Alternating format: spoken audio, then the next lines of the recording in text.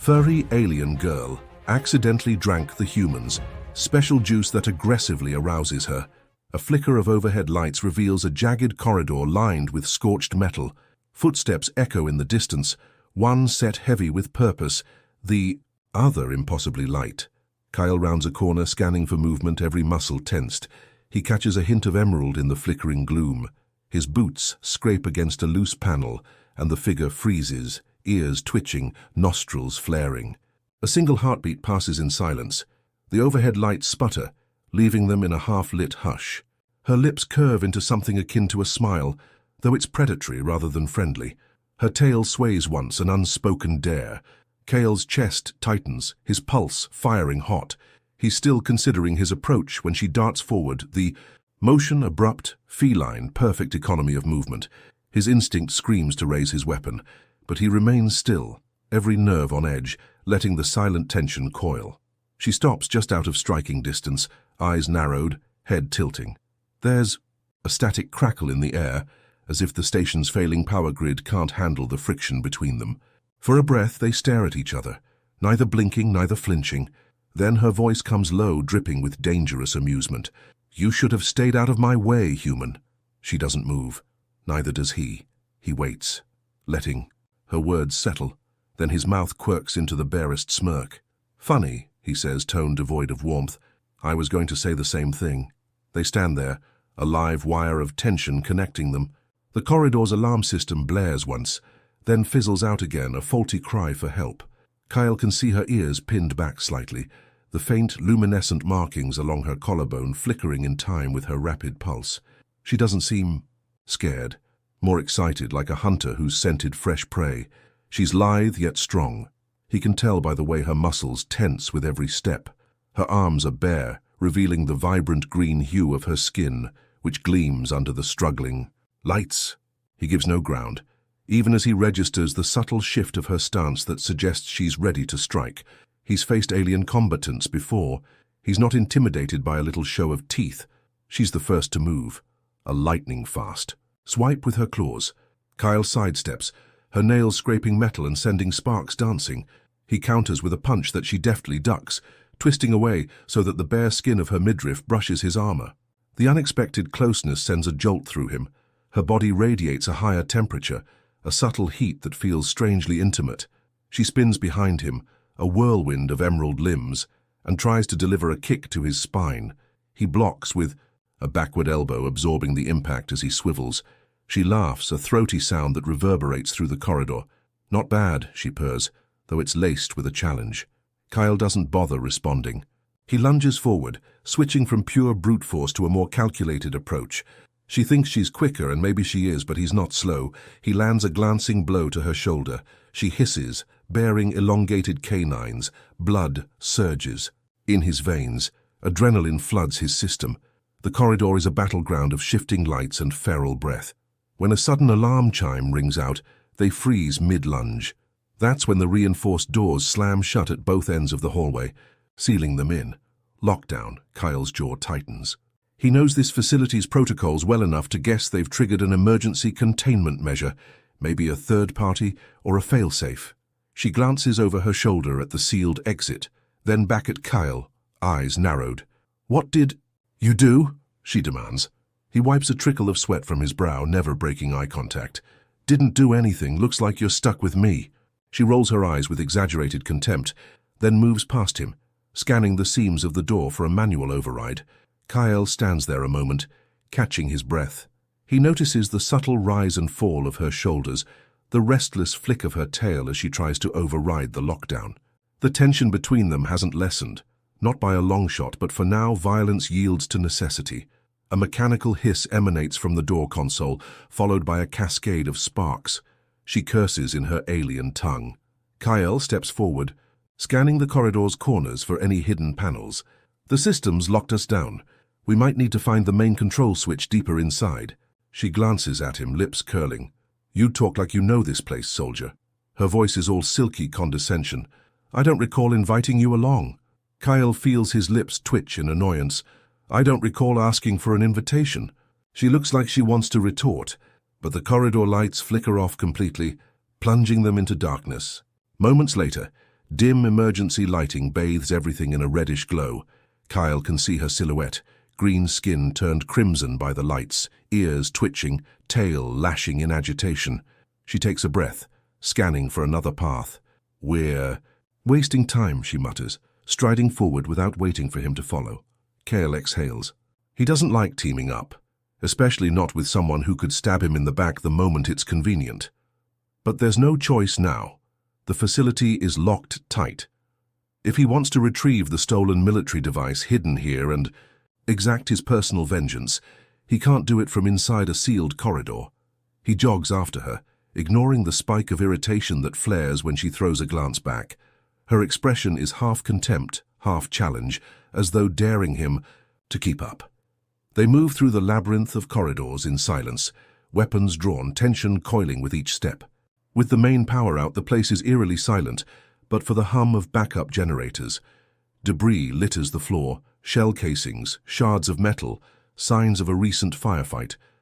Kale's never been squeamish, but the smell of scorched flesh and ozone prickles his nose. Saria, he doesn't know her name yet, but in his mind she's just the alien, moves with lethal grace, stepping over corpses and rubble as though she's waltzing. He checks a side room for anything useful. Empty. When he steps back into the corridor, he finds her standing at a sealed door, tail still, posture rigid. She glances at him. "Help me force it open. Unless you'd rather stand there and look." "Tough?" Kyle sets his jaw and shoulders up next to her. Together they wedge their weapons under the door's panel, prying it open with a screech of twisted metal. A faint gust of stale air greets them, carrying hints of lubricants and coolant. The partial darkness beyond beckons.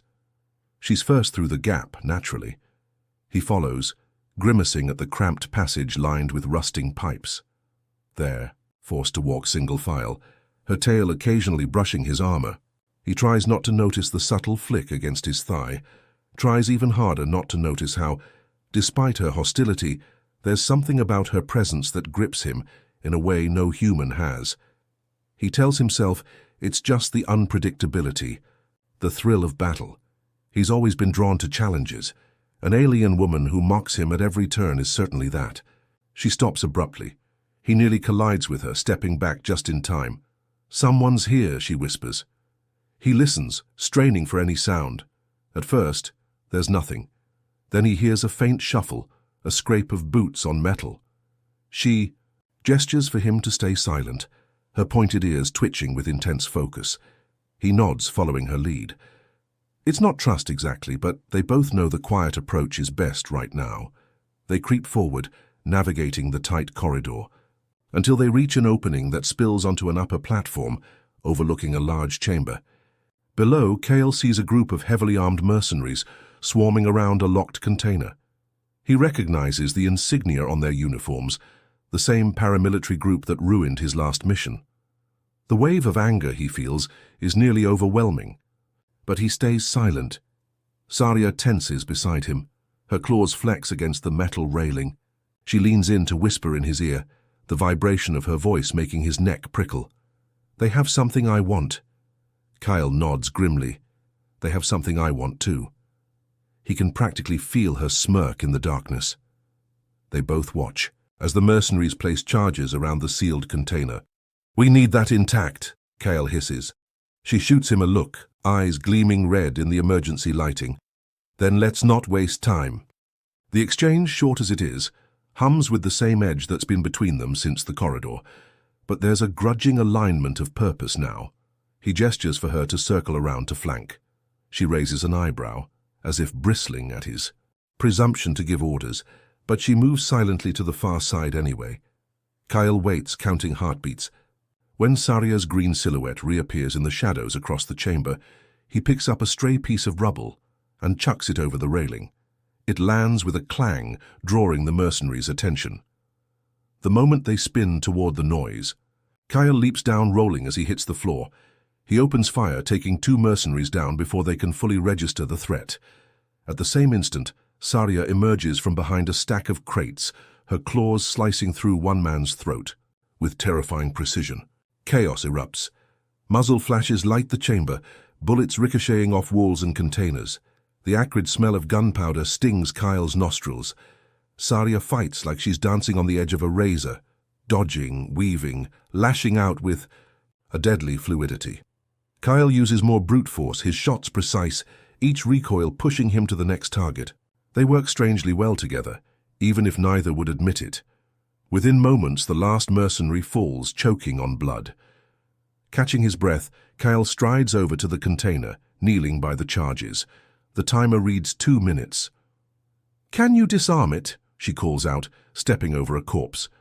He eyes the device, sees the advanced design and grimaces.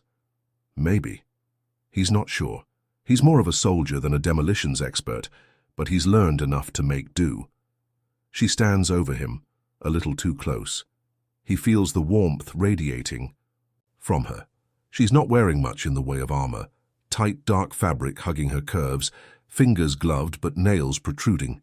He can't help but sense a faint, musky scent, something alien and alluring.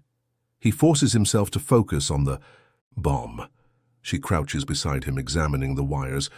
Her hair, or perhaps the tufted ears that frame her face, brushes his temple. The small contact sends an unexpected jolt through his bloodstream. He's used to ignoring bodily reactions mid-mission, but the presence of this alien is more distracting than he'll ever admit out loud. "Red or yellow?" she murmurs, her breath ghosting his cheek. His pulse kicks up a notch. "Yellow," he decides, cutting it. The timer stops. Relief floods him. She exhales in a low, satisfied purr. "You're lucky. Most men guess wrong." He sends her a sidelong glare. "I don't do luck." She stands, tail swaying behind her. "You better start." They pry the container open. Inside is a cylindrical device about 1/2 meter long. Kyle recognizes it instantly. A biochemical canister rumored to be lethal if deployed, especially against certain alien species. Saria's pupils contract as she looks at it, rage flickering across her face. They've been experimenting on my people, running tests in secret labs across the sector. Kyle's jaw clenches. He knew the rumors, never saw proof. Now it's real, right in front of him. "I have my own reasons to want it," he says, voice tight. She gives him a withering stare. "You want to sell it back to your superiors, don't you?" He shakes his head. "I want to use it as leverage. The man who destroyed my unit, he's behind these experiments. I'll trade it for a chance at him." She huffs. "You humans play your little war games, and we're the ones who die." He almost snaps a reply, but something in her eyes checks his anger.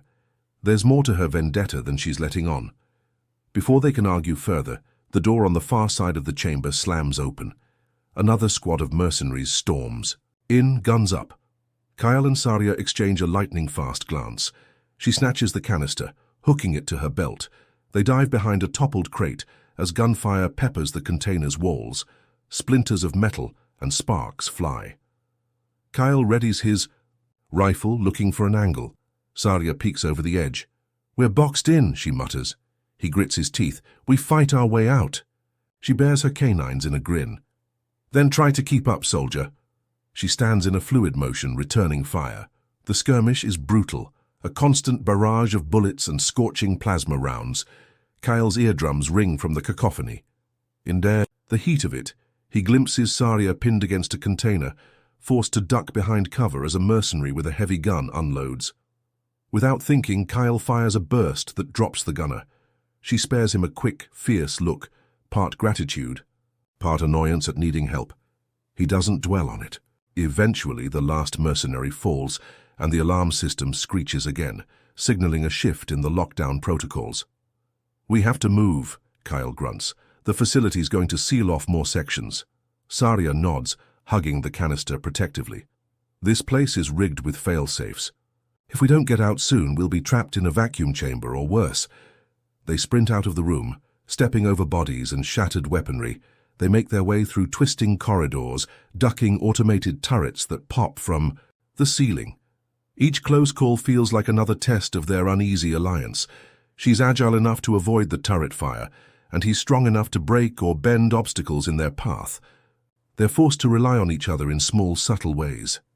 When a collapsing beam bars the corridor, Kyle lifts it just high enough for Saria to slink under. She calls him a stupidly strong brute, but she's smirking. When she dashes, through a hail of bullets to disable a control panel, her tail whipping around her waist for protection, Kale covers her with suppressing fire, taking a shot to the shoulder that draws blood. She darts back, breath hitching at the sight of his wound. He expects a snide remark, but she just steadies him with a firm grip. They both pretend it doesn't feel intimate. At length, they reach a sealed hatch marked Emergency Access. It's their best shot at escaping. Kyle yanks at the handle, but the locking mechanism is jammed. Saria curses in her own language. Then she notices an emergency override lever on the adjacent wall. "Cover me." While she fiddles with the lever, Kyle braces himself against the hatch, scanning for signs of pursuit. The dull throb of his shoulder wound reminds him of how quickly a mission can go south. He glances at Saria.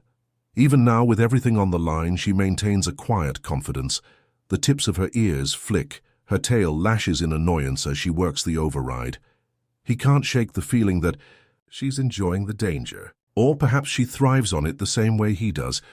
The hatch groans, then slides open with a hydraulic whine. Stale air hits them.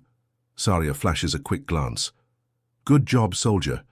Her tone is almost teasing. He ignores it. They descend, a ladder into a subterranean complex. Old pipes, flickering lights.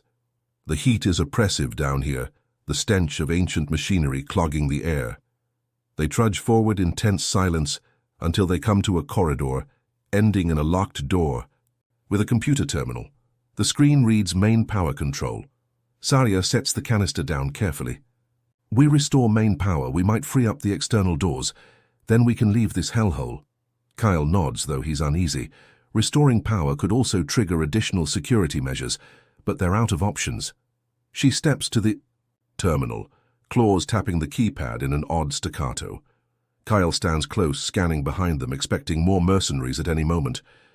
The door hisses, slowly unlocking, but the system demands a physical key card. Saria sighs. "We have to find it on one of the corpses, I bet." Kyle's not eager to backtrack. He rubs the back of his neck, grimacing. "Let's do it quickly." They retrace their steps, stepping over the newly fallen mercenaries they've taken down. He checks pockets, she checks belts and pouches. It's messy, and the stench is worse up close. On the third body, Saria digs out a key card and holds it up triumphantly. One more step closer. They hurry back to the door, ignoring the fresh wave of alarms echoing in the distance. Saria inserts the card, and the door slides open. Inside is a cramped control room packed with monitors, half of them dead. In the center stands a large console with multiple switches and levers. "Keep watch," she says, moving to the console. Kyle stands guard, weapon at the ready, though part of his attention drifts to the way she bends over the controls. He mentally shakes himself. This is no time to be distracted by her lithe shape or the faint glow of her markings. But the tension, the adrenaline, the closeness, all of it weaves a strange current between them. She hits a master switch. Lights throughout the facility flare on with a hum of electricity. The sudden brightness reveals every smear of grime and blood on their clothes. Kyle squints, adjusting. Then an automated voice crackles over the loudspeaker. "Main power restored, security protocols engaged. Stand by for terminal lockdown." Saria's eyes widen. "It's doubling security," she snaps. "We have to move." But the door behind them slams shut, sealing them in. Kyle lunges for the controls, jamming at them. They're locked out. He curses under his breath. Saria tries another sequence, but the console denies her. A red warning glows, "Secondary authentication required." She shoots Kyle a glare, tension high. "We're trapped in here unless we override the system again." Kyle lowers his weapon, scanning the room. "We need a secondary access key. There must be a second card or a code. Maybe the facilities. Overseer had it." A noise from the ceiling interrupts them, a vent cover rattling. Kyle raises his rifle. Saria bares her claws, shifting into a stance that's part crouch, part readiness to leap. The vent pops open, and a battered soldier in mercenary armor drops through. He's ragged, injured, stumbling. Upon seeing them, he raises his hands. "Don't shoot." Kyle's finger twitches on the trigger. The man looks terrified. Saria narrows her eyes. You with the scum who locked this place down? He sputters. Look, I'm just a hired gun. They left me behind when the last group pulled out. Kale doesn't believe him entirely, but they have bigger problems. Saria steps forward, voice dangerously soft. You have a second keycard or a code? The mercenary nods frantically, rummaging in a pouch. He pulls out a chipped card. The Overseer's emergency override. They gave it to me to hold. Please, just let me go. She snatches it from him, eyes glinting. Get out, she hisses, flicking her claws toward the vent. The man scrambles away, nearly tripping over his own feet. Kyle's teeth clench. He doesn't like leaving enemies alive, but Saria seems satisfied. If he tries anything, we'll know. She slides the second card into the console. The system hums, and the lock on the door releases with a click. They step out of the control room into a corridor now fully lit. We need to get to an exit, Kale mutters. Where did you stash that canister? She gestures with a jerk of her chin. I left it near the ladder. He nods, grimly determined. Then that's our next stop. They move quickly, the facility's full lighting revealing a labyrinth of corridors crisscrossed with pipes. The hum of overhead lights replaces the eerie silence. Security drones hover in some hallways, scanning for intruders. Kyle blasts one out of the air with a well-aimed shot. Saria slinks ahead, lethal and poised, dispatching another drone with a diagonal slash. The synergy between them is undeniable, like two predators forced to share the same territory, but discovering it's more efficient to hunt together. When they reach the ladder area, the canister is right where she left it. Kyle picks it up, weighing the fate of entire alien populations in his hands. He can almost feel Saria's eyes on him. She says nothing, though. Maybe she's still deciding if she can trust him. A klaxon blares, an automated voice announcing, "Perimeter doors opening, all personnel evacuate immediately." Kyle's brow furrows. Sounds like the lockdown's ending, but that also means reinforcements could arrive. Saria nods. Then we have to run faster. They navigate the corridors, now heading for the main exit. The blasts from earlier firefights have left. Some paths caved in. Twice they're forced to backtrack, cursing the labyrinthine design. At every turn, Saria's presence pulses with tension. She moves with restless energy, eyes darting, tail swishing. Kyle feels the sweat on his neck, partly from physical exertion, partly from the strange awareness he has of her every breath. They push through a final sealed door using the override card. Bright light spills in from outside, a stark contrast to the dim corridors behind them. They emerge onto a landing pad set in a canyon of jagged rocks. The planet's sun, tinted, orange by the atmosphere, casts long shadows. Above them, Kyle sees the swirling dust storms that make approach so treacherous. Off to one side, a battered shuttle rests on shaky landing gear. Saria narrows her eyes. "That's my ship," she says, a faint note of pride in her voice. Kyle's lips twitch in a semblance of a grin. "Nice ride," she snorts. "Don't." "Push it, soldier." They start across the landing pad, but before they can reach the ship, a barrage of gunfire echoes. Another squad of mercenaries emerges from behind cargo crates. "Down!" Kyle tackles Saria behind a barrier, wincing, as a bullet grazes his thigh. She hisses in annoyance, pushing him off as soon as they're under cover. He repositions, returning fire. The canister is slung tight against his back. Saria braces against the barrier, scanning the perimeter. "We need to get to my ship's controls. I can activate the autopilot to bring the guns online." Kyle nods. "Cover me." He moves left, drawing fire away from her. The mercenaries appear well armed, but not as numerous as the previous squads. Saria uses the distraction to bolt across the open pad, sliding behind another stack of crates. She slaps a control panel on her wrist, presumably linking to her ship. Kyle lays down suppression, taking out two mercenaries. Shots ping off the crates near him, and a spark singes his forearm. He grits his teeth against the pain. Then the shuttle's guns whir to life, pivoting with mechanical speed. They fire a volley of plasma that incinerates a group of mercenaries in a searing flash. The rest scatter, but it's too late. Saria commands another barrage, and soon the pad is silent save for the hiss of smoldering metal. Kyle slumps against a crate, panting. Saria jogs over, green skin glistening with sweat, her expression fierce. You alive? He laughs, but it's more of a half-grunt. Unfortunately, she presses a few more commands and the shuttle's ramp lowers. They limp aboard, sealing the hatch behind them. The cargo bay is cramped but serviceable. Kyle sets the canister down, carefully locking it into one of the securing brackets. Saria powers up the engines, the hum of thrusters reverberating through the hull. Kyle unclips his helmet, wiping sweat from his brow. I guess I owe you. Thanks for not leaving me behind. She rolls her eyes. We're not done yet, soldier. The thrusters engage, lifting them off the pad. Through a small viewport, Kyle sees the facility shrinking beneath them. Fire and smoke trail from collapsed sections. For a moment, he wonders if he should have rigged the entire place to blow to ensure no trace of the biochemical program remains. But a sense of relief washes over him anyway. Mission accomplished in some sense. He has the canister, and with it the bargaining chip for revenge. Saria's voice crackles over the shuttle's internal comm. We'll clear Atmo in about 5 minutes, then we can jump. Kyle nods, though she can't see him. He sits on a crate, blood still seeping from his shoulder and thigh wounds. He's used to pain, but exhaustion tugs at him.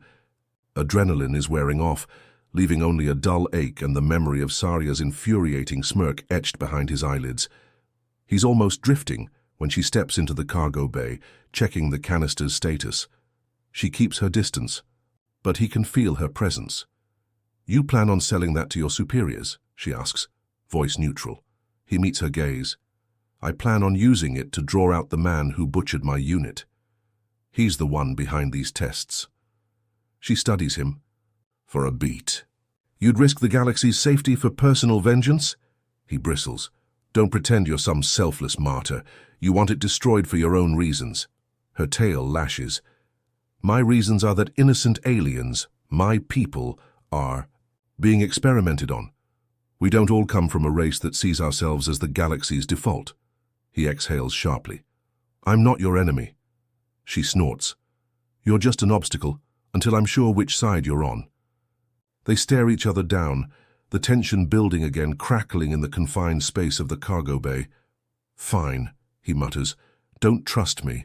But remember, I could have left you in that corridor. She crosses her arms under her chest, raising an eyebrow. And I could have gutted you the first time we crossed paths, but here we are. He finds himself smirking, despite the situation. There's something about her defiance that makes the blood in his veins run hotter. The ship rumbles as it breaks through the atmosphere. Saria glances at a blinking light on the console. Strap in. He hauls himself up, limping slightly, and finds a seat by the cargo hold's bulkhead.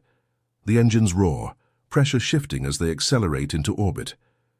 Saria returns to the cockpit, leaving him to wonder what the hell he's gotten himself into. When the external sensors confirm they're clear, he feels the telltale lurch of a jump to faster-than-light travel. After a few moments, Saria's voice summons him to the cockpit. He staggers in.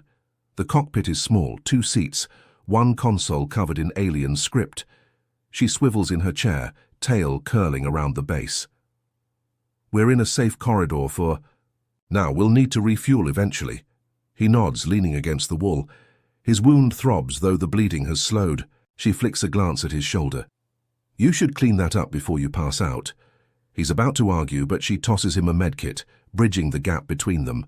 Their eyes lock. There's an undercurrent of something deeper than mutual annoyance. He moves to the co-pilot seat, sets the kit down and starts patching himself. She watches him, silent for a moment, her intense gaze roaming over his injuries. Eventually she exhales, pulling a small device from a compartment. Here, more advanced than your standard field dressings. She passes it to him, leaning closer, guiding his hand. A fleeting brush of her green fingertips over his wrist. He barely suppresses a shiver. While he secures the bandage with the device's adhesive seal, she looks away, focusing on the star map. We're heading to a neutral station to lay low. You can come or take an escape pod for all I care. He presses a hand to the sealed wound, testing it. I'll stick around. If I leave with the canister, you'll just hunt me down, and if I leave without it, I lose my leverage. She lifts her chin, acknowledging the logic. They ride in silence for a stretch, the hum of the engines a steady backdrop. Kyle's exhaustion settles over him, yet his awareness of her doesn't fade. There's a tension-laden energy in the cockpit that's almost suffocating. She occasionally shifts in her seat, ears twitching, tail flicking restlessly. Finally, she stands, motioning for him to do the same. "I only have one bunk. You're not getting it." He gives a mirthless laugh. "Didn't expect otherwise." She points him to a cramped cabin with a small bench. "Sleep if you can, or don't." He steps in, the door hissing shut behind him. The bench is cold metal, but it's better than nothing. He considers whether he trusts her enough to shut his eyes. Exhaustion wins out, though. He lays back, feeling the dull ache of his injuries. His mind replays the day's events, the corridor, the fights, the canister, her eyes. He tries to push aside the memory of that heated moment in the corridor where her body brushed his. He fails. Eventually, he drifts off into a fitful doze. Some hours later, he's not sure how long, he jerks awake to the sound of the door swishing open. Saria stands there, her silhouette backlit by the corridor lights. She enters, not asking permission, crossing to a small cabinet to rummage for something. He rubs his eyes, ignoring the mild embarrassment of being found half asleep. "Something wrong?" he rasps. She pulls out a container, sniffing it. "We have supplies, but it's mostly human rations. I guess that's your territory." He sits up, glancing at the container. "That's not a ration pack. That's a stim boost. Fluid." She arches an eyebrow. "So it'll wake me up?" He shrugs. "Sure, but it has side effects." She scowls. "You humans and your potions." Despite her annoyance, she seems intrigued. He starts to warn her more explicitly. This particular fluid was developed for soldiers in dire straits. It heightens physical responses, adrenaline, even certain primal instincts. But she's already opened it, sniffing suspiciously. He reaches out, but she jerks away, giving him a lethal glare. "Don't touch me." Her finger flicks, the top open. "I can handle your pathetic human concoction." Without waiting, she takes a swig. Kale's eyes widen in alarm. "Wait." But it's too late. She grimaces at the taste, wiping her mouth with the back of her hand. "What's in this?" He stands, tension coiled in his gut. "It was never meant for aliens. It's a specialized arousal stimulant for combat aggression. Soldiers call it the wild surge. It floods the body with hormones and adrenaline. For humans, it's borderline mania. For you..." He doesn't finish. Her pupils dilate, the luminescent markings on her skin pulsing like a heartbeat. She inhales sharply, tail lashing like a whip. She staggers, pressing a hand to her forehead, swearing in her native tongue. Kyle moves to steady her, but she bats his arm away even as she sways. A flush creeps across her cheeks, intensifying the emerald glow. She hisses through her teeth, "I'm fine." But her breathing grows ragged, and there's a trembling in her limbs. Kale knows what's happening. Her physiology, already sensitive to pheromones, must be reacting violently. The special juice was designed to heighten primal drives in humans. For her kind, it might be far more potent. She doubles over with a low groan, tail curling around her thigh. Kyle steps close, though she tries to shove him back. "Don't," she gasps, but her voice cracks with need. He can almost taste the thick tension in the air, an overwhelming wave of heat radiating from her skin. She looks up, pupils blown wide, that predatory glint now replaced with something more visceral. She growls, frustrated. The flush spreads down her neck, and her claws dig into the metal bench, leaving scratch marks. Kyle's instincts war with his better judgment. He doesn't want to exploit her vulnerability. "Let me help," he says, keeping his voice firm but calm. She tries to speak, but only manages a ragged breath. Sweat beads on her brow, and she locks eyes with him. "I don't need help," she growls. But the tremor in her voice betrays her. He sees her fighting some internal battle, her body warring with the effects of the stimulant. Part of her seems terrified of losing control. Part of her seems almost to welcome the surge of sensation. He can't stand idle while she collapses. With cautious determination, he braces her shoulders. She tries to slap his hand away, but her movements are erratic, lacking precision. "Get off!" She spits, but then a wave of dizziness hits her. Her body sags against him and she lets out a low moan. Kale's pulse throbs in his ears, her burning heat searing through his clothes. He forces himself to remain collected. "You're going to overheat," he says. "We need to cool you down." She snarls, but it's half-hearted. Her nails rake his arm, not enough to draw blood. "Damn! You're humans." Her words trail off into another pained groan. Kyle shifts his grip, guiding her to sit on the bench. Her breathing comes in ragged bursts. He grabs a coolant pack from the med kit, presses it to the back of her neck. She flinches, then shudders in relief as the cold meets her heated skin. It doesn't solve the underlying issue, though. The stimulant is designed to spike aggression. Adrenaline and, yes, libido. He can already see her body reacting, posture tense with suppressed desire. She's fighting it, teeth gritted, but the quivering in her thighs, the flush staining her skin, are unmistakable. He tries to maintain distance, but she tugs him closer, fingers curled in his shirt as another wave hits her.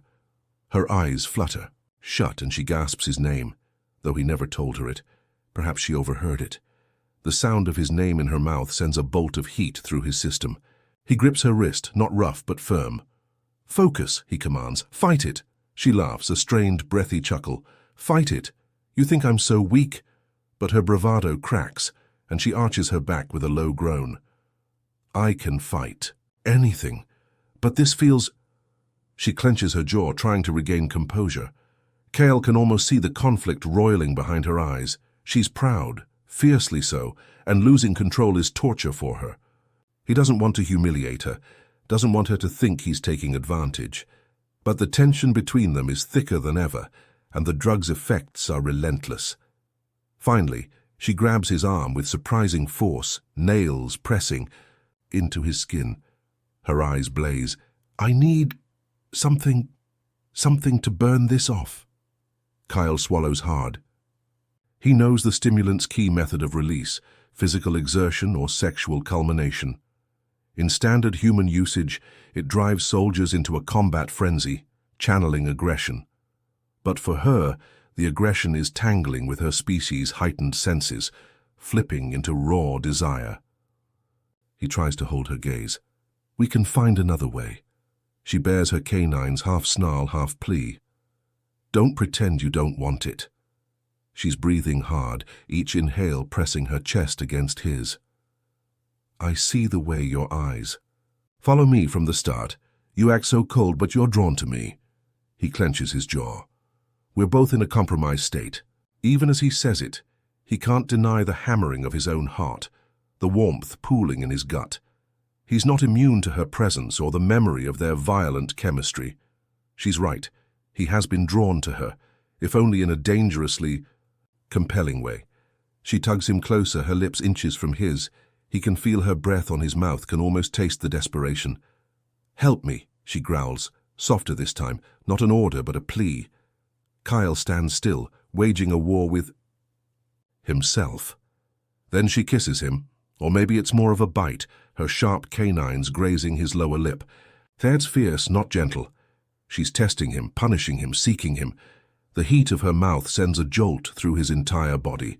He grips her shoulders, intending to push her back, but instead finds himself pulling her nearer. The next moments blur into a battle for dominance. Her claws rake across his back, his hands tighten in her dark hair.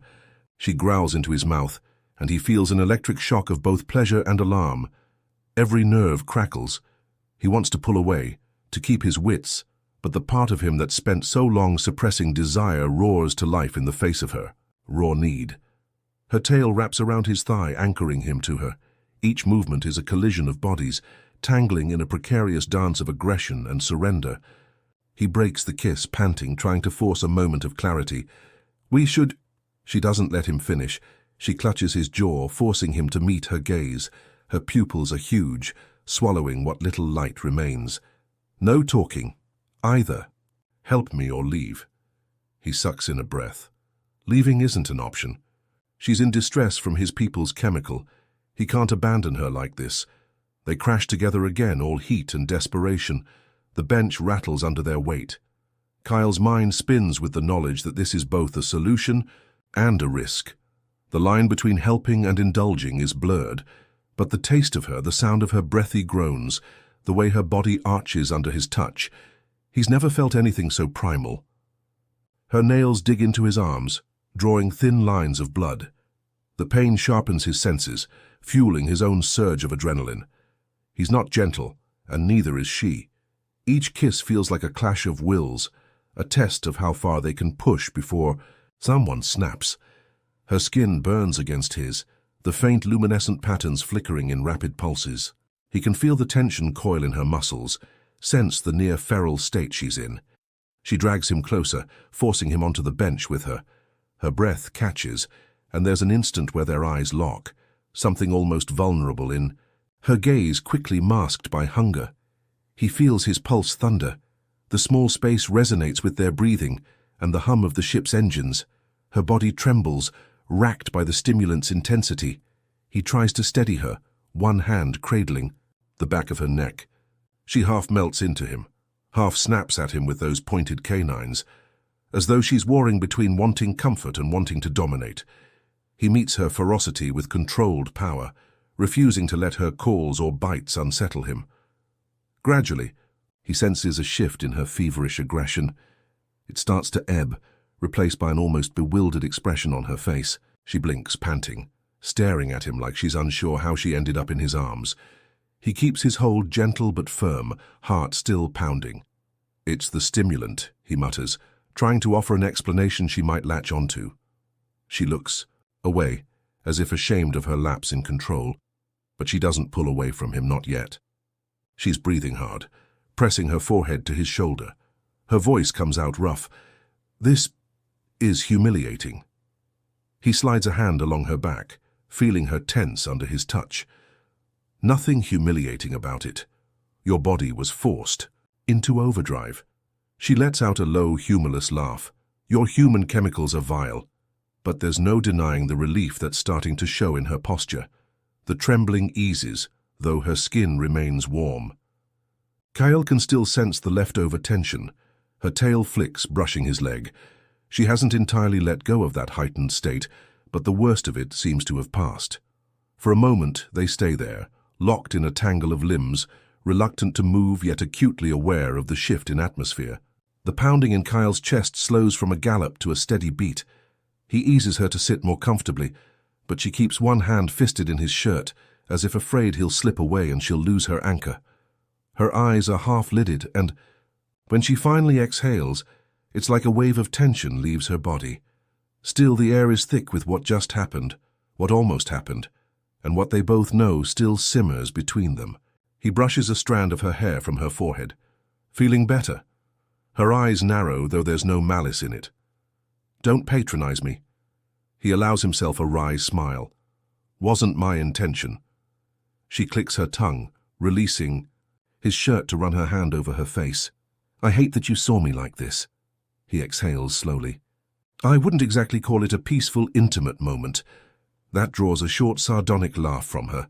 She leans back, finally pulling away, though she's still close enough that their knees touch. She opens her mouth, searching for words, then closes it again. Her gaze flicks to the door, to his injuries, back to his face. He can almost see her internal debate. Does she apologize, show gratitude, insult him to maintain distance? She chooses deflection. "You need to check the cockpit, make sure we're still on course." He reads the subtext. "I need a moment alone." He nods and stands, feeling the ache of bruises and the sting of fresh scratches. Before he leaves, he hesitates, hand on the door panel. "I'll be up front if you need anything." She doesn't look at him, just nods once, arms crossed over, her chest. He steps out, the door sliding shut behind him. Once alone in the corridor, he exhales, running a hand through his hair. The reality of the last few minutes floods him with a mix of guilt, concern, and undeniable arousal that still hums under his skin. He forces himself to walk to the cockpit. He settles in the pilot's chair, scanning the ship's readouts. All stable. The faster-than-light engines hum quietly, guiding them to the neutral station. He checks the nav computer. They have another hour before arrival. Placing the canister in his thoughts, he reminds himself that it's the crux of everything. His Revenge, her people's safety. That and the terrifying power of the biochemical contained within it loom over them like a shadow. And now there's an added layer, the memory of her body pressed against his, her feral desperation, the taste of her mouth. He shakes his head, cursing under his breath. He can't let this complicate the mission. But it's far too late for that. Time drags. She doesn't emerge from the cabin. He glances at a reflective surface, noticing the new scratches marring his arms. They'll scar eventually, but that's nothing new.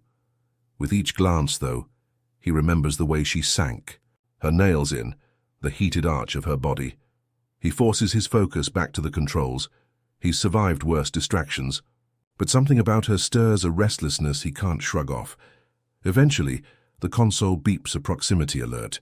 He sees the looming shape of a vast space station come into view, ringed by docking platforms and patrolled by small fighter drones. The station belongs to no single government. It's a neutral ground for traders, mercenaries, and criminals. They'll be anonymous here for a price. He radios in for docking clearance. The station's bored-sounding operator grants them a berth.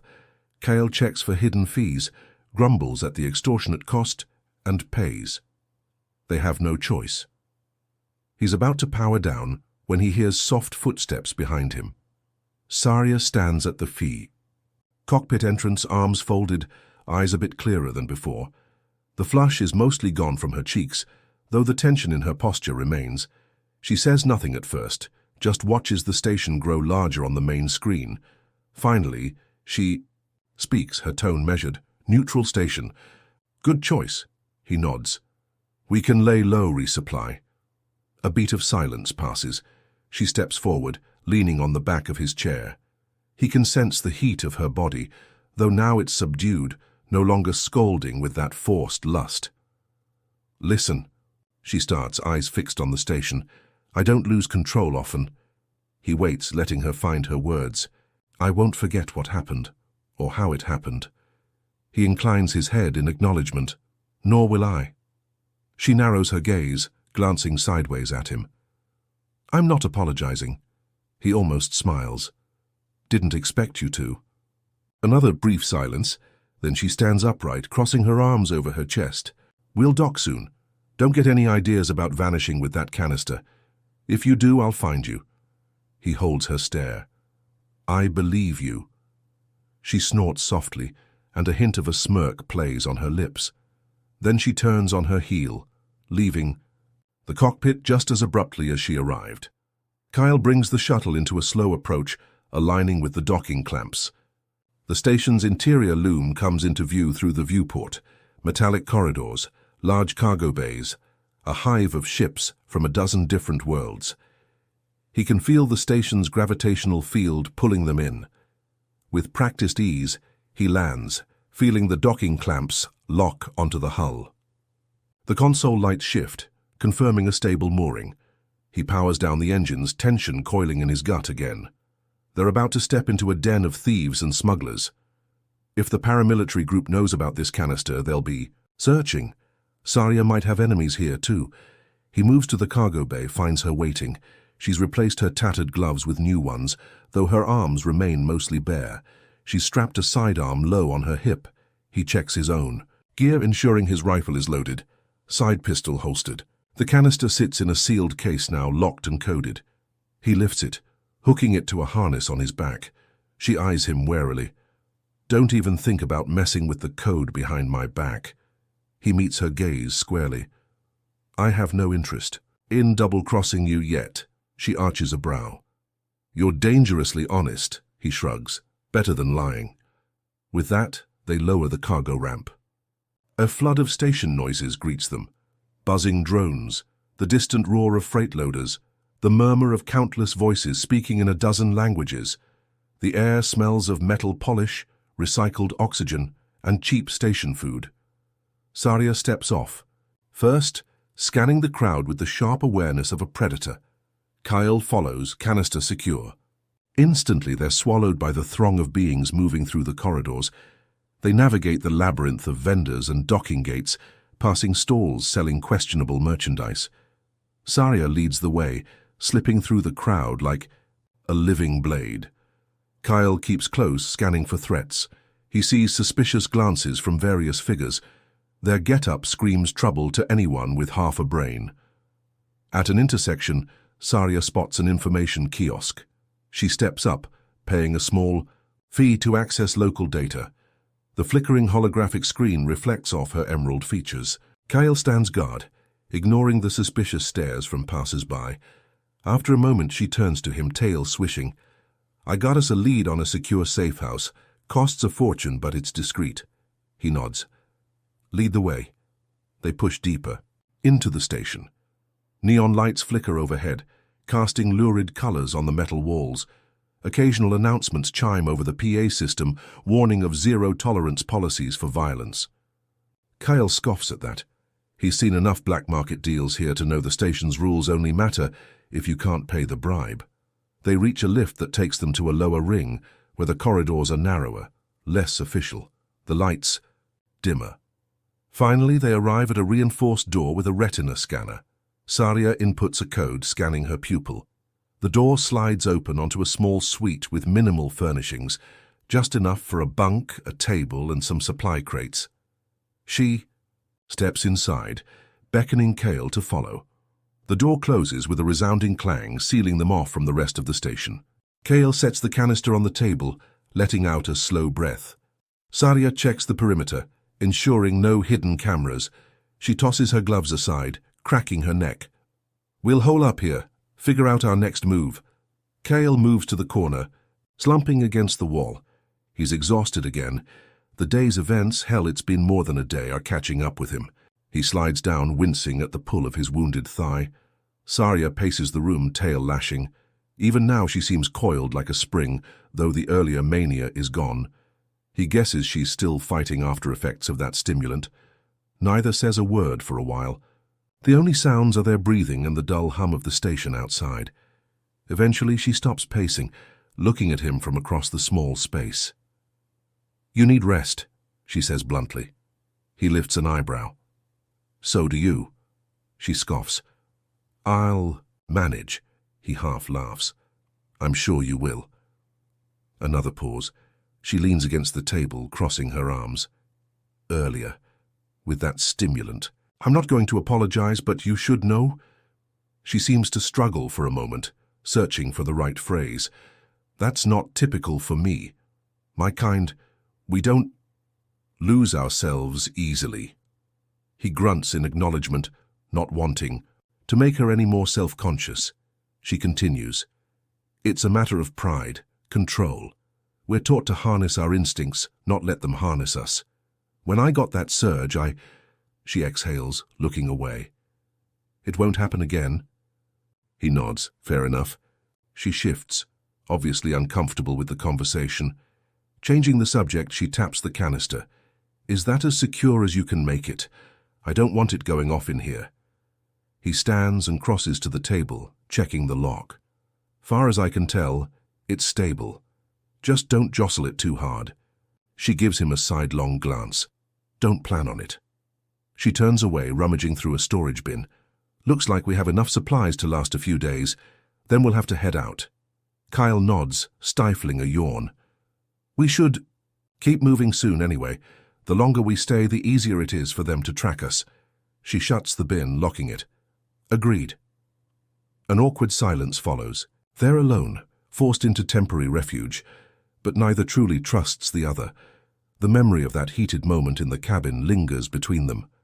Keel can't help replaying the intensity of her desperation, the near violence of their embrace. He notices she avoids meeting his eyes for too long, as if she fears what she might see. Instead, she sets about organizing the meager furnishings, pulling out a folded cot from a wall panel. Kyle finds a seat at the table, gingerly rotating his shoulder. It aches less thanks to her advanced med device. Eventually, she finishes her tasks and stands there, arms at her sides. "I'll take the first watch," he almost argues, but the weight of fatigue drags at him. "Fine," he concedes, leaning back. She flicks off one of the overhead lights, casting the room in dim shadows. He hears her settle against the wall near the door, presumably to keep guard. His eyelids droop and he drifts into a dreamless sleep. When he wakes, it's with a jolt of adrenaline, expecting a fight. But the room is quiet. Saria is still leaning by the door, though her head is tilted back, eyes closed. He suspects she dozed off, but her ears perk up when he stirs. She shifts, clearing her throat. "You were out for hours," she mutters, voice husky with fatigue. "No sign of trouble." He blinks, rubbing his temples. "You didn't sleep," she shrugs. "I'm used to going without." He sighs, rising. "We can't have you falling over in the next gunfight. I'll take over." She stands, arching her back in a stretch, her green skin glowing faintly. In the subdued light, he tries not to stare. She nods, stepping aside. "Don't let anyone in," as if he needed that reminder. She crosses to the cot, eyeing it with distaste, then lies down, tail curling over her hip. Within minutes, her eyes close. Kyle leans against the wall, arms folded, scanning the silent room. He can hear the distant rumble of station activity. His mind wanders back to the canister, sitting in plain view on the table. This device, if unleashed, could ravage entire planets with targeted biochemical terror. He wonders how it ever came to be. Another pang of memory hits him. His old unit, destroyed by betrayal, the faces of those he lost. This is his chance to make it right, or at least to get revenge. He glances at Saria. She stirs slightly, a low purr rolling in her throat. Even in sleep, she's a bundle of tension. He wonders what she dreams about. Probably the same nightmares that haunt him. Betrayal, bloodshed, entire species subjugated. She's fighting for her people. He's fighting for his personal vengeance. Are they so different? The question nags at him as the hours crawl by. After a while, she stirs awake, blinking. He shifts, clearing his throat. She sits up, tail swishing, lazily, her expression still guarded. "Ready?" he asks, trying to keep his tone neutral. She nods, rubbing her eyes. "We should see if we can get a small cargo freighter or a stealth ship to slip past any blockades." He agrees. "I'll keep an eye out for any leads on the man behind these experiments, too." She grimaces. "Just don't let your revenge blind you. If that canister ends up in the wrong hands, my people will pay." He meets her gaze. "I know what's at stake." She holds his stare for a moment, then moves to the door. "We'll check the station's lower levels first. That's where the black market dealers usually set up." He stands beside her, pressing the control to open the door. She hesitates as if about to say something. Instead, she shakes her head and leads the way out. The corridors of the neutral station remain as crowded as ever, though the shift in local time is different. Patrons of the lower levels are a mix of smugglers, pirates, and refugees. Kyle keeps one hand near his holster, feeling the weight of suspicious gazes.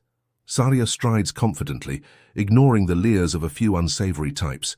One alien tries to catcall her in a language Kyle doesn't recognize, but she shoots him a glare that makes him recoil. They find a small kiosk run by a short, rodent-like alien who claims to know who's selling or renting ships. After some haggling and a bit of intimidation from Saria, they secure a lead. Docking Bay 37, a smuggler named Taran who deals in discreet vessels. They wind through more corridors and lifts, heading down to the dingy subdeck. Eventually they reach the bay. A rusted sign flickers overhead. Within the bay sits a battered freighter. A hooded figure works on an engine part, cursing in a raspy voice. Kyle glances at Saria. "You do the talking. You have a better intimidation factor." She smirks wryly, stepping forward. "I always do." The hooded figure straightens, revealing a wiry man with a mechanical visor over one eye. He studies them, lips curling. "You looking to buy or just gawk?" Saria crosses her arms, unamused. "We need passage off this station. Something fast, stealthy." Taran snorts. "Stealthy ain't cheap," she shrugs. "We have funds." Kyle interjects. "And we—" "Pay for silence." Taran's visor whirs as it focuses on them. "You might have come to the right place if your credits are good." They negotiate in hushed tones. Taran quotes an astronomical price. Saria counters, leaning in close, letting her presence unsettle him. He fidgets, eventually lowering. "The price?" The deal almost strikes when Taran's gaze drifts to the case on Kyle's back. He taps the side of his visor. "What's in the fancy container, soldier boy?" Kyle stiffens, a flicker of tension in his jaw. "None of your concern." Taran's curiosity peaks. "Must be valuable." Saria's tone goes ice cold. "Drop it." The smuggler hesitates, then grunts. "Fine. None of my business." They finalize the terms. Taran will outfit them with a stealth drive and forge transponder codes for a decent sum. But before he can retrieve the codes, footsteps echo at the entrance to the bay. Kyle and Saria turn, hands on weapons. A group of station enforcers arrives, wearing mismatched gear but brandishing official station authority badges. The lead enforcer, a broad-shouldered alien with segmented insect-like skin, levels a pulse rifle at them. "We have intel that a dangerous item is being smuggled through this bay," he rasps. "All of you, hands where I can see them." Kyle curses under his breath, stepping in front of Saria to hide the canister. Saria's eyes narrow, tail whipping. Taran holds up his hands, stammering that he knows nothing about any contraband. The enforcers spread out, scanning the area. One tries to step behind Kyle, presumably to seize the canister. Kyle grips his rifle, quietly disengaging the safety. Saria flexes her claws. The tension escalates fast. A single shot blasts through the air. Taran drops to the ground, a burn mark scoring his chest. The enforcer leader sneers. "Anyone else want to resist?" Saria hisses. Kale keeps his finger on the trigger. They're outnumbered, but they've faced worse. The enforcers advance. Saria's lips peel back from her elongated canines. "We'll tear you to pieces," she snarls. The lead enforcer scoffs, ignoring the warning. Chaos erupts in a blur of gunfire and flashing blades. Kyle leaps behind a crate for cover, returning fire. Saria lunges, weaving between enforcers, slashing at them with lethal precision. They might have the advantage of numbers, but she has speed and fury, and Kale is no slouch when it comes to aim. Plasma bolts streak through the bay, scorching hull plating. One enforcer tries to wrestle the canister off Kale's back. Kale slams the butt of his rifle into the alien's face, sending him sprawling. Another tries to flank Saria, but she twists mid-lunge, burying her claws in his chest. The shriek of tearing flesh echoes, drowned by more gunfire. Within moments, half the enforcers are down. The lead officer attempts to call for backup, but Kyle shoots the communicator from his hand. Saria pounces, driving him to the floor. She holds a claw to his throat. "Who told you about our container?" He sputters, struggling. "Paramilitary group. Put a bounty on your heads." Her eyes glint with rage. She glances at Kyle, who's standing over them, rifle barrel smoking. The enforcer gasps, "Let me go, please." Saria's face darkens with contempt, but she shows some restraint, stepping back. The enforcer staggers to his feet, stumbling. Kyle pins him with a cold stare. "Tell your paramilitary contacts they made a mistake." The enforcer nods frantically, then flees, leaving his fallen comrades behind. Saria wipes blood from her, claws onto a rag, glaring after him. "They're onto us faster than I expected." Kyle lifts Taran's lifeless body, checking for any sign of life. Nothing. "He's gone," Kyle mutters. Saria's mouth tightens. "So much for our stealth ship." Kyle scans the bay. "We have to move. There'll be more enforcers soon." She nods. They slip away, leaving behind the carnage of the botched deal. The station corridors are now rife with tension. They can sense eyes following them. Word spreads fast in a place like this. They stick to the shadows, avoiding main thoroughfares. In a dim side corridor, Saria presses Kale against the wall, panting. "We need another plan. That was our best lead." He clenches his jaw. "We'll find another smuggler, or we hijack a ship." She stares at him, torn between frustration and admiration for his resolve. "You're insane." He offers a brief smirk. "I've been called worse." She exhales, raking a hand through her hair. "Fine, let's do it." They set off again, forging deeper into the station's underbelly. They pass shuttered shops, flickering neon signs. Once or twice, they duck behind cover to avoid roving enforcer patrols. Time stretches, and anxiety builds. Kyle's injuries. Gersh and Saria's face grows stony.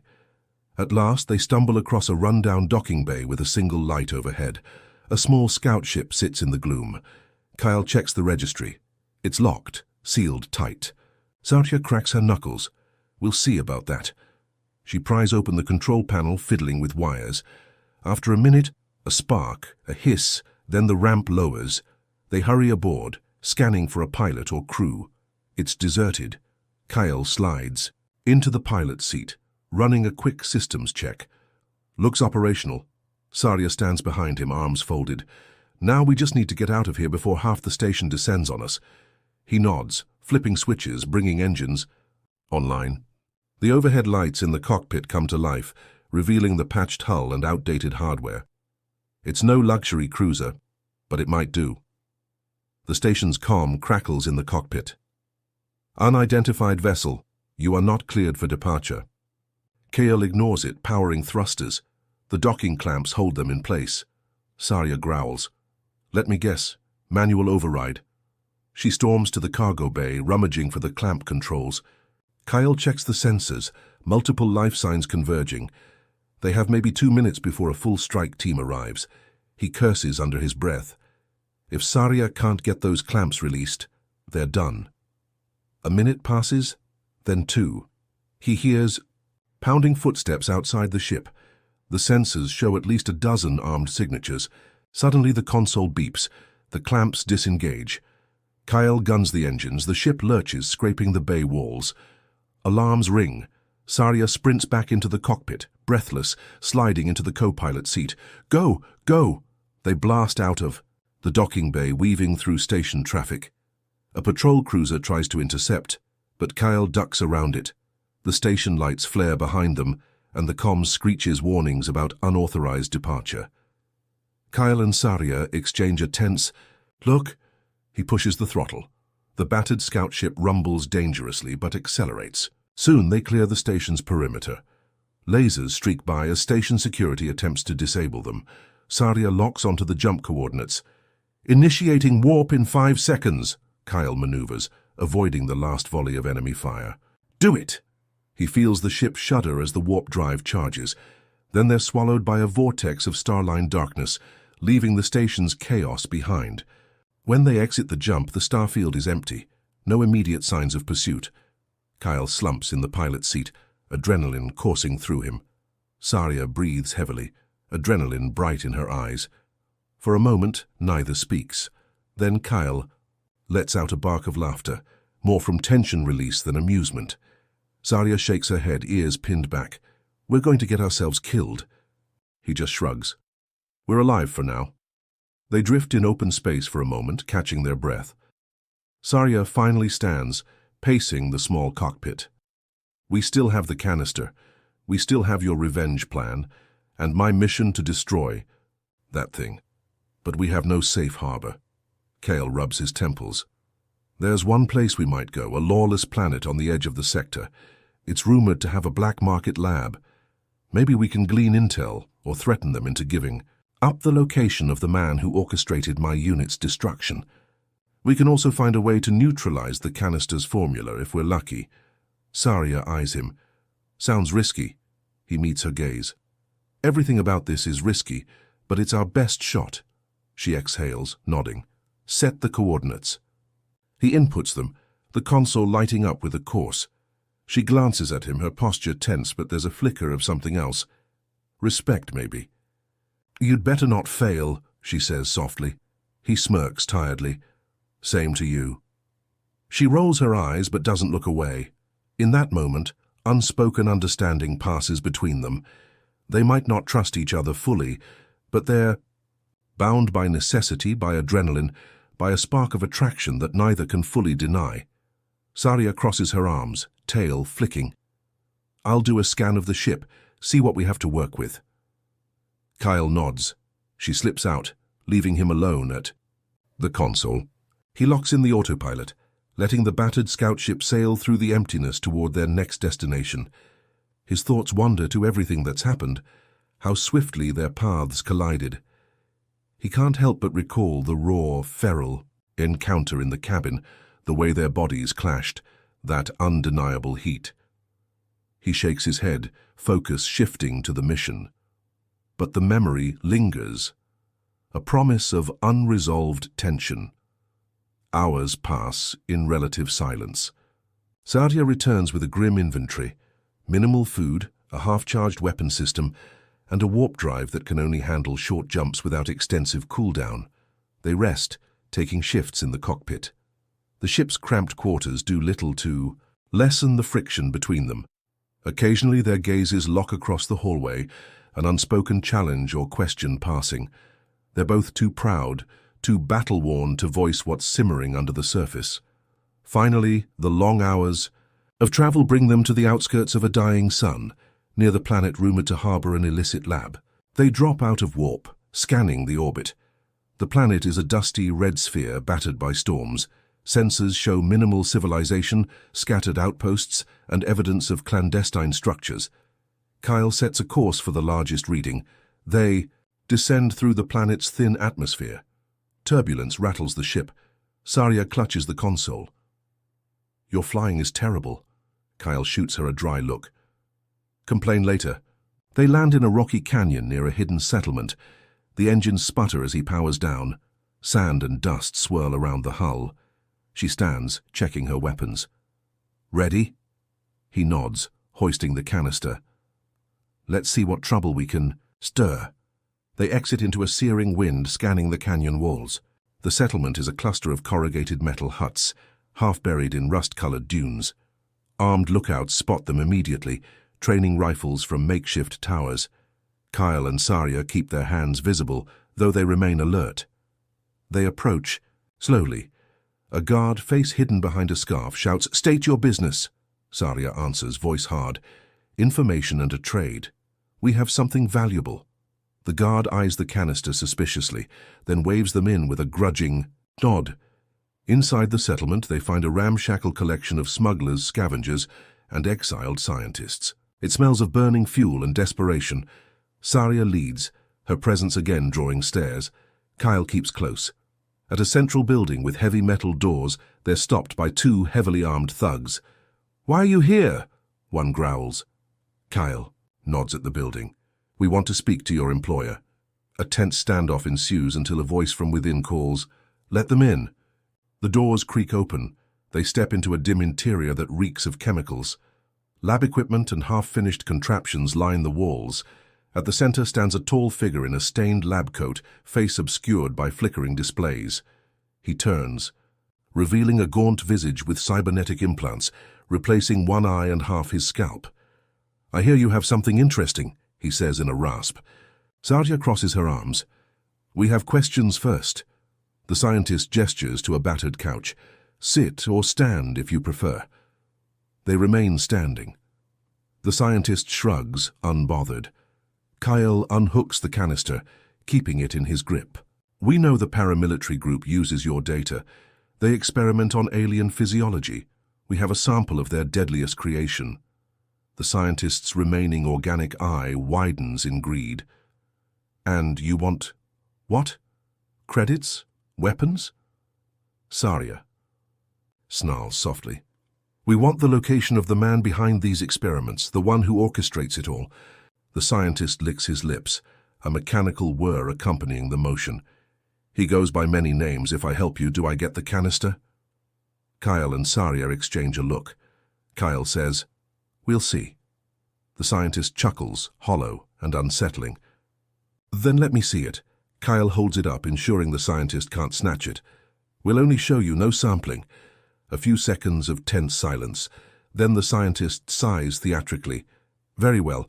I do have certain files, but I want compensation.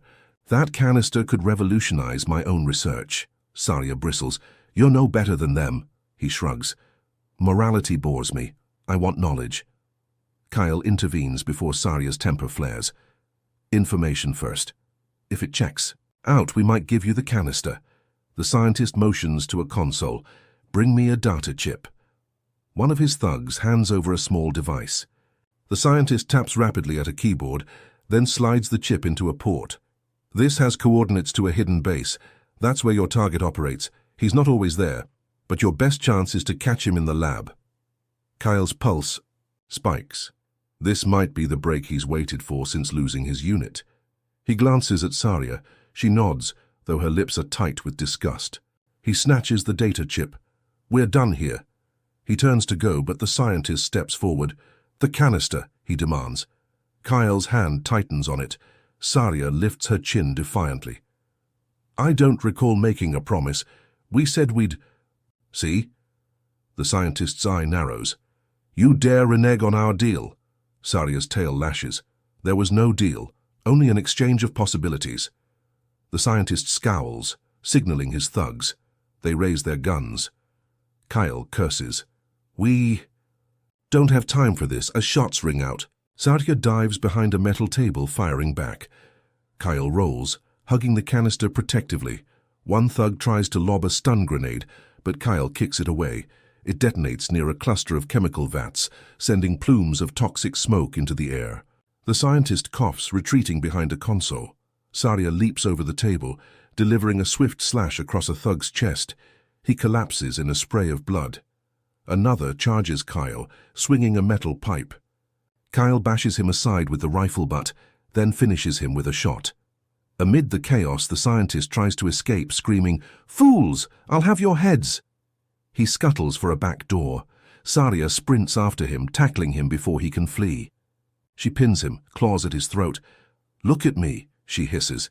He gags, eyes rolling. "Don't kill me, I can help you more." Kyle runs up, canister clutched in one hand, rifle in the other. Saria presses her claws deeper. "I should tear you apart for what you've done to my people." The scientist whimpers. Kyle steps in, voice cold. "We got what we needed.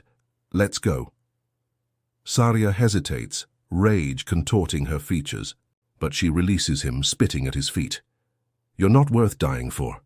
The scientist scrambles away, a pitiful mess of whirring limbs and frantic gasps. Kyle and Saria make a break for the door, weaving around the remains of the lab. Outside, more thugs approach, but the noxious fumes pouring out of the building keep them at bay, coughing and swearing.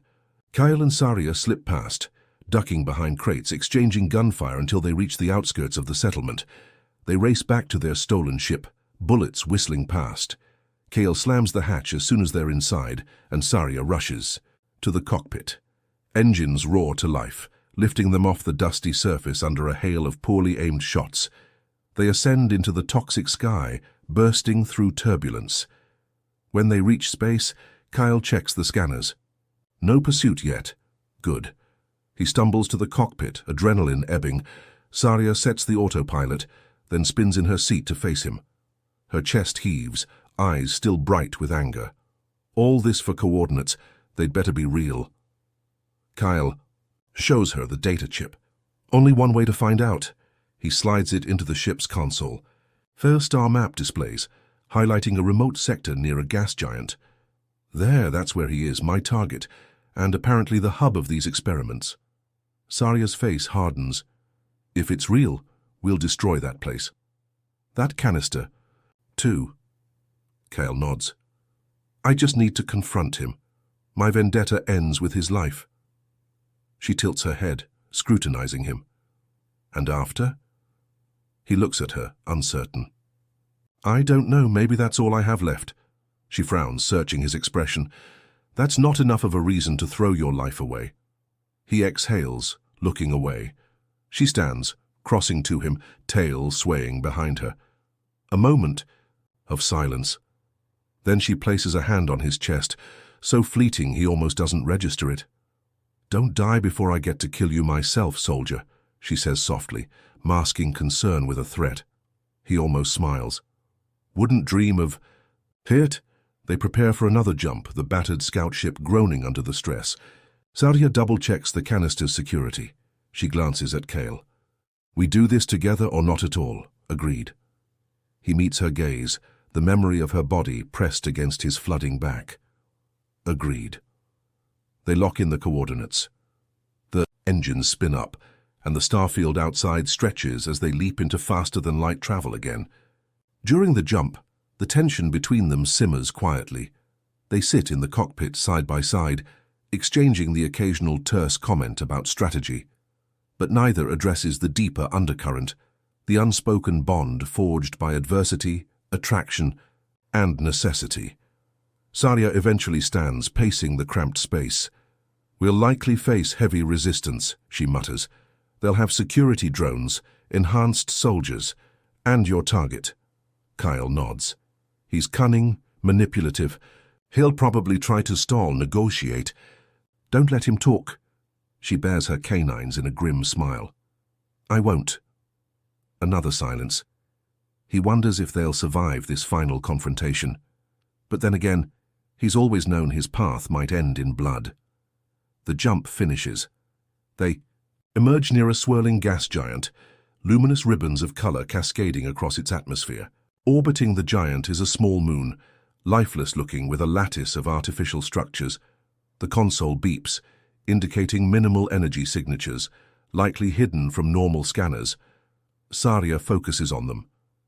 That must be it. They're masking. "Say it well." Kyle steels himself. "We land, we infiltrate, we take out the facility's defenses, we find him. Then we end this." She nods, flicking switches for a stealth approach. "Let's hope we can land without them noticing." The ship descends, the moon's surface coming into view. A barren, rocky expanse dotted with camouflaged installations. Saria finds a spot behind a ridge. They set down, powering the engines to minimal. Outside, the vacuum requires pressurized suits. They each don lightweight gear with oxygen masks, adjusting for the low gravity. The canister is sealed in a reinforced case strapped to Kale's back. He sees the question in Saria's eyes. Why bring it at all? But he can't leave it on the ship. If they fail, their enemies could seize it. Exiting the airlock, they step onto the moon's surface. No atmosphere, just silent black sky and the distant halo of the gas giant. Their suits hiss softly with each breath. Together they trudge across the rocky terrain, using the ridges for cover. When they crest a rise, they spot a hidden entrance carved into the rock. Guards in environment suits patrol the perimeter, carrying advanced weaponry. "Kyle," signals Saria, pointing to a path with fewer guards. She nods.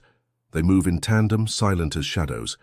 When a guard wanders too far from the group, Saria pounces, slashing his suit. The man doesn't even have time to scream. His oxygen floods out, and he collapses. Kyle quietly dispatches another with a precise shot to the faceplate. They slip through the entrance, overriding a simple lock. Inside, they find a pressurized corridor. They remove their oxygen masks, letting the facility's air filtration do its job. Lights buzz overhead, and the polished metal walls speak of a well-funded operation. "This is it," Kyle breathes, adrenaline sparking. "He's here." Saria's eyes gleam. "Then let's finish this." They press on, encountering sporadic patrols.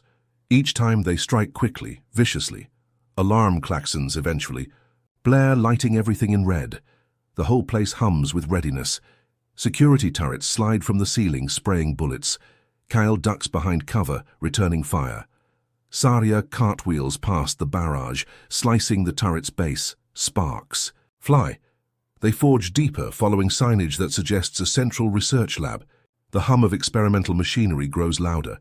The corridor ends at a reinforced door with a glowing security panel. Kyle tries the door. Locked. "We'll have to blow it," Saria growls, rummaging for a breaching charge. She sets it, stepping back. The explosion reverberates, leaving their ears ringing. The door crumples inward. Smoke billows, revealing a high-tech lab filled with stasis tubes, monitors, and in the center, a tall figure in an immaculate suit. He turns, unruffled by the destruction. A half-dozen guards flank him, bristling with weapons. He smiles coldly, recognizing Kyle. "So you made it this far," the man drawls. Kyle's heart pounds. Memories slam into him. The day his unit was betrayed, the twisted experiments. He levels his rifle at the man's face. "You have nowhere to run." The man spreads his hands. "You always were stubborn, Kyle, but let's not be hasty." Saria hisses, stepping forward. "Your words mean nothing. We're here to end you." The man's eyes flick to her, curiosity piqued. "Ah, an alien associate, fascinating. Let me guess, you despise the fate that's befallen your people. I assure you it's all for progress." She bares her canines. "Progress? You've murdered countless." He sighs. Necessary sacrifices for the greater good. Kyle's finger tightens on the trigger. You're done. The man smirks. Guards. Gunfire erupts. Kyle and Saria dive for cover behind a console. Bullets tear through lab equipment. Sparks cascade from shattered monitors. Saria flicks Kyle a tense nod. He tosses a flash grenade. It detonates, blinding the guards. They emerge, guns blazing. The guards drop one by one, but more reinforcements spill in from side doors. The man retreats toward a sealed chamber, glancing back with a smirk. Saria snarls, "He's escaping!" Kyle curses, giving chase. They weave through crossfire, bullets ricocheting. Saria dashes ahead, bounding off a stasis pod, flipping over two guards who try to block her path. She lands, burying her claws in them. Kyle covers her from behind, mowing down anyone who raises a weapon. The lab becomes a battlefield of shattered, glass and strewn bodies. They burst into the chamber just as the man attempts to activate an escape pod. Kyle shoots the console, sparks flaring. The man wheels around, fury on his face. "You fool! Do you have any idea the potential you're wasting?" Kyle steps forward, rifle raised. "My only regret is not killing you sooner." The man raises. A small device, a dead man's switch. "Take another step and I flood this entire facility with lethal gas. No one will make it out alive. Not you, not your alien friend, not the test subjects we keep in the labs below." Saria freezes, her expression warring between rage and horror. Kyle's mind races. If the man triggers the gas, everything ends. He chances a glance at Saria, sees the desperate conflict in her eyes. She came here to save her people, or at least avenge them. Dying now would accomplish nothing. The man sneers, stepping back. "Drop your weapons. Slide the canister to me." Kyle's heart clenches. If he hands over the canister, the man gets even more power to conduct atrocities. But if he refuses, everyone dies. He lowers his rifle slowly, eyes flicking to Saria. She trembles with suppressed fury. Reluctantly, she drops her claws from a ready stance. Kyle unhooks the canister from his harness. He can almost feel Saria's silent protest. The man laughs, triumphant. "Very good." Kyle crouches, placing the canister on the floor.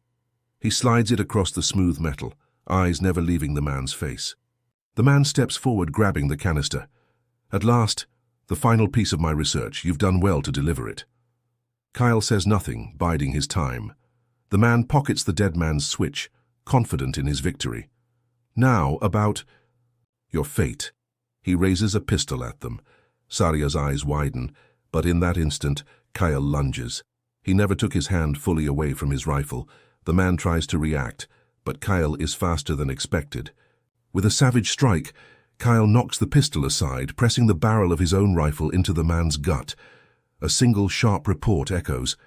The man staggers, blood staining his suit. He looks down, shocked. "You," Kyle sneers, "shouldn't have put the switch away." The man collapses, twitching, the canister slipping from his grasp. Saria bolts forward, grabbing it before it hits the ground. She checks the switch, ensuring it's not activated. Kyle stands over the dying man, hatred searing in his veins. The man coughs, blood flecking his lips. "You fool. My research will live on." Kyle presses the rifle to the man's head. "Not if I can help it." He pulls the trigger. The man's body falls limp.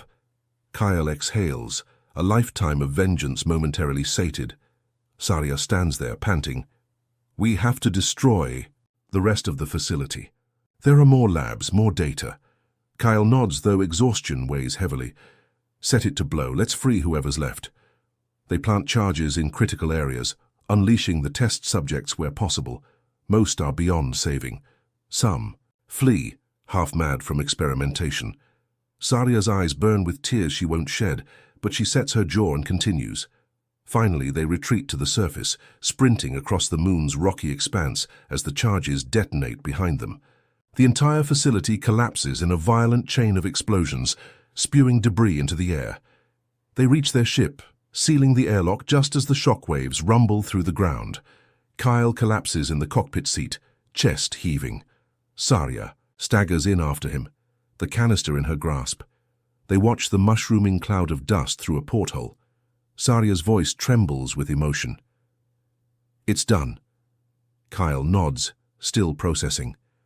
The man who destroyed his unit is gone. A finality washes over him, leaving a strange hollowness. Zarya sets the canister on a crate. Now it's time to end this. He nods, rising, ignoring his aches. Yes. She lifts the canister, her expression fierce. I won't let this ever be used again. Kyle touches her hand gently. We'll destroy it. Her eyes meet his, searching. That was your leverage, your purpose. He exhales a shaky breath. I had my revenge. I don't need it anymore. A flicker of warmth lights her features. She sets the canister down, prying open the release panel. Kyle helps, carefully removing the biochemical core. The plan is to eject it into space, far enough from any star system, where it will drift harmlessly. They prep the ship's ejection. Port, sealing the core in a reinforced capsule. Together they carry it to the launch mechanism. Zarya hesitates, glancing at Kyle. He nods. On 3. They press the release. The capsule whooshes out into the void, disappearing into the blackness. A moment later it's gone. Zarya leans her forehead against the metal of the hatch.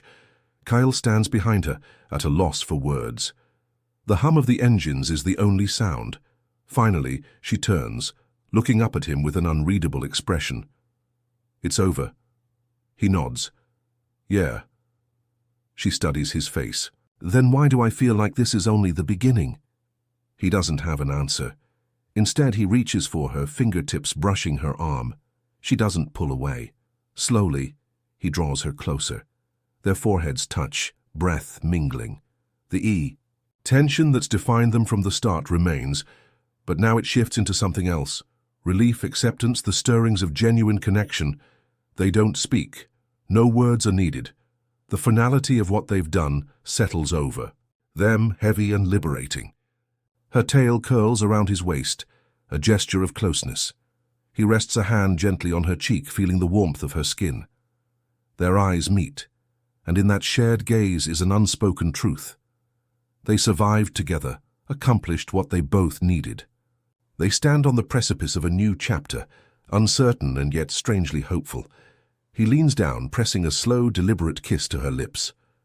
This time it's not fueled by a stimulant or desperation, but by choice. She responds, her claws lightly grazing his arms in a way that's more tender than threatening. Their breathing deepens, and for a moment, the entire universe shrinks to the space between them. The raw passion that once sparked violently now simmers with a different heat, more controlled but no less intense. They part, staring at each other. She smirks lightly, a ghost of her old confidence. Still alive, soldier. He smiles, a rare expression. Yeah. And you're still as infuriating as ever. She chuckles softly, the sound carrying a warmth he hasn't heard before. Don't get soft on me, he laughs. Never. With that, he guides her back to the cockpit, the battered ship still waiting for a course. They don't have a clear destination. Perhaps they'll find her people, offer them the respite of one less threat in the galaxy. Perhaps they'll drift for a while, learning how to exist without the vendetta that drove them. But as they strap into the seats side by side, there's a sense of finality and new beginnings. The canister is gone, the man behind it dead, the labs destroyed. Zarya flips a switch, bringing the engines to life. The stars outside glimmer in silent witness. She glances at Kyle. Where to now? He exhales, feeling lighter than he has in years. Anywhere but here. She sets a random jump coordinate, then pauses. Her gaze flicks to him, and a small smile curves her lips. Together? He returns the smile, a quiet nod. Together. She engages the drive, and the ship leaps into faster than light, leaving the moon and its wreckage behind. In that luminous corridor of warped starlight, they share a look that speaks of everything they've endured, and the door that's opened between them. The tension that bound them through conflict now holds them with a different promise. They faced the worst and emerged alive side by side. Whatever comes next, they will face it, predator and soldier, bound by the raw, unbreakable truth of what they've survived. The hum of the engines envelops them, and they let the future unfold. Without fear of the past,